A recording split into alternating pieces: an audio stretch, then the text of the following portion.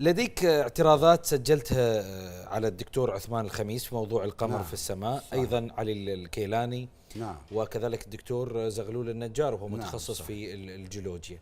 صح. يعني دكتور احنا ما تبينا ناخذ لا من شيوخ دين ولا من علماء، انت انتقدت لا هذول بالمناسبة من بيفسر لي القرآن الحين؟ اسمح لي ايه؟ الشيخ عثمان الخميس الله يحفظه رجل دين.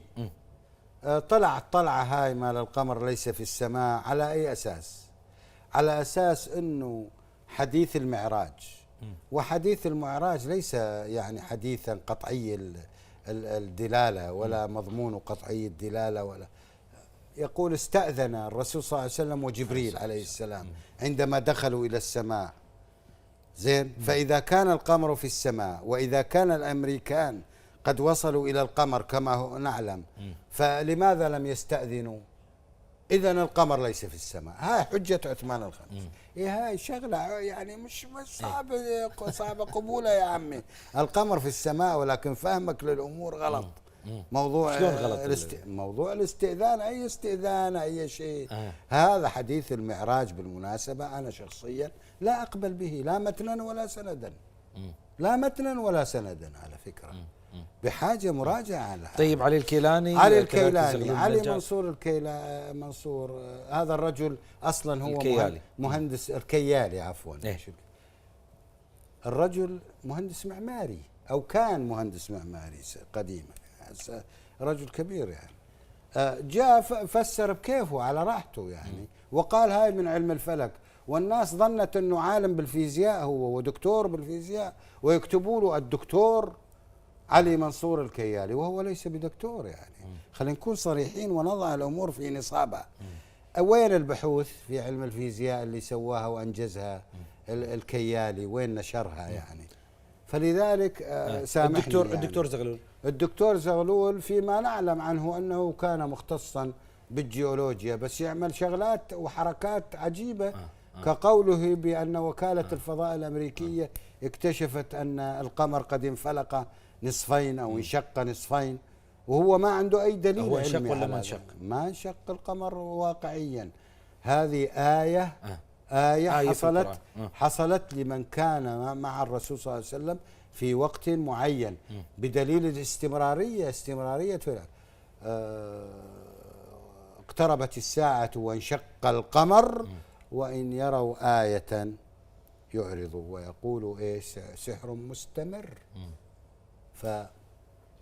فالآية والله أعلم حصلت والله أعلم. طبعا هاي قضية أيضا يعني أنا مش أنا اللي أفتي فيها، ينراد التعاون بيني وبين الشرعي، نتعاون تعاون. العلم شلون يفسرها زين إذا هي موجودة ديني؟ العلم شلون بيفسرها؟ العلم يقول أن القمر لم ينفصل، إنما لم ينشق، إنما انفصل عن الأرض. ومتى انفصل؟ مو قبل 1435 سنة أو 1400 سنة، انفصل قبل مليارات السنين.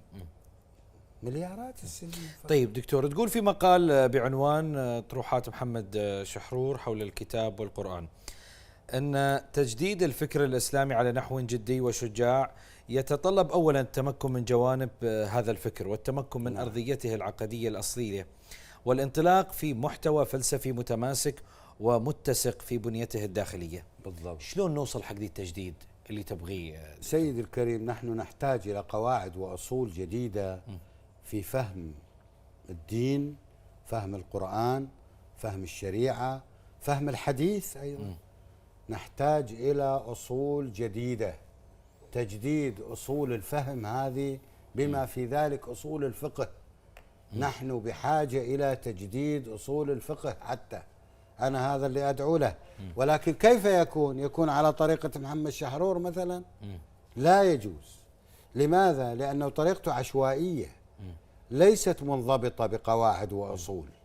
نحن محتاجين لمنهجية. نعم، محتاجين لمنهجية تتصل بأساس العقيدة المسلم بها والمتفق عليها وهو القرآن. بعض الناس يعتبروني من القرآنيين على فكرة. فئة معينة تبتدي بالتجديد، يعني اليوم عندنا فرق كثيرة في الإسلام، من اللي بيجدد؟ هو اللي بنعطيه يجدد. هي دعوة على ما يتوعى الشباب، يتوعى الجيل اللي بعدنا، ربما يظهر منهم ومن أصلابنا ومن أصلابهم من يحيي هذا الدين عودة إلى الرسالة المحمدية والتبليغ المحمدي الصحيح.